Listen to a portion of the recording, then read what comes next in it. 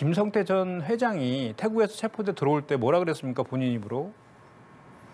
이재명 대표 모른다 그랬잖아요. 그리고 그 대북 송금도 본인 사업을 위해서 개인 돈을 줬다. 이렇게 본인이 먼저 말을 했어요. 그런데 검찰 조사를 받으면서 진술을 다 바꾸고 있잖아요.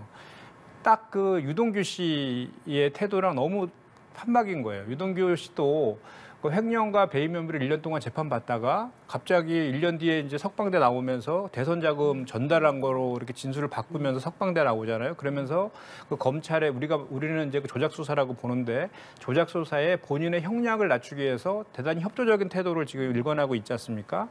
그거에 딱 판박이가 되는 것 아니냐 이런 기시감이 좀 들고요. 이 건과 관련해서는 좀 말씀을 좀 드리면은 어제 이재명 대표께서 검찰에서 새로운 신작 소설을 쓰는 것 같다. 그런데 잘 안 팔릴 것이다. 왜냐하면 이미 대장동 건과 성남 FC 건으로 그렇게 정말 그 수백 명의 검사와 수사관들을 투입해서 1년 이상 수사하고 있지만 뚜렷한 물증 하나 지금 내놓지 못하고 있는 상황 아닙니까? 그러니까 다시 이제 종북몰이까지 하고 있는 종북몰이 수사까지 하고 있는 이런 검찰의 모습을 보면 참 한심하다는 생각까지도 들 수밖에 없는데요.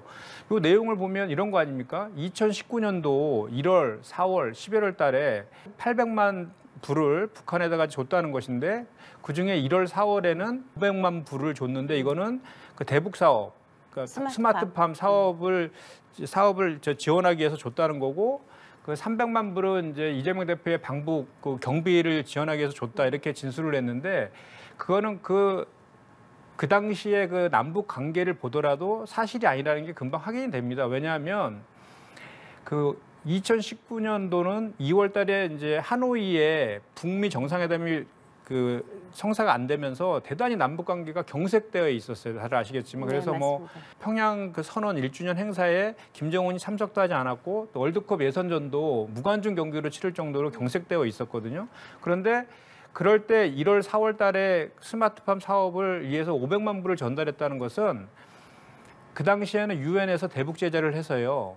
현금 지원이 불가능했습니다.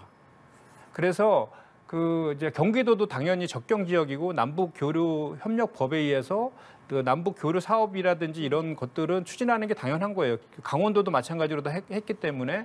그런데 그 당시에 현금 지원이 유엔 제재로 막혀 있었기 때문에 할 수도 없는 상황이었고 2020년 8월 달에야 그 스마트팜 사업의 일환으로 그 현물 지원하는 그러니까 유리 온실 사업을 유엔에서 승인을 받아서 이제 그게 승인을 받게 돼요. 그런데 그것도 그 당시에 이제 그 안팎의 국내외의 사정 때문에 추진하지 못하거든요. 그런데 할 수도 없었던 그러니까 2019년도에는 스마트팜 사업을 할지 말지를 검토하는 단계일 뿐이었는데 그 당시에 그거를 위해서 500만 원을 줬다는 것은 논리적으로 맞지 않거든요. 그런데 좀 전에 나노스 얘기하셨잖아요.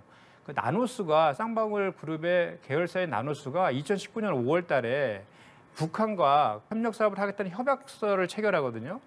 그래서 그때 주가가 많이 뛰어요. 말씀하신 맞아요. 것처럼. 그래서 1월, 4월 달에 준 500만 불은 그 나노스와 북한 간의 협력 사업을 위해서 줬다라고 보는 것이 논리적으로는 맞다. 이 말씀 제가 드리는 거고 그다음에 좀 전에 말씀드린 거는 그 300만 불 이재명 대표의 방북 비용 그로 300만 줬다는 것도 제가 좀 전에 말씀드린 것처럼 남북 관계랑 유엔 관계 때문에 방북 자체가 가능하지 못했어요. 그 당시에 가능하지도 못하는 방북을 위해서 어떻게 300만 불을 준다는 그 논리가 성립되느냐. 그래서 이것은 그 검찰에서 그 뭐랄까 이렇게 김성태 전 쌍방울 회장에 따른 그 혐의들을 조사하는 과정에서 그 본인의 또 형량을 낮추기 위해서 유동규처럼 하는 그런 의심을 할 수밖에 없는 정황들이 너무 많다. 이렇게 이 정도 먼저 말씀드립니다.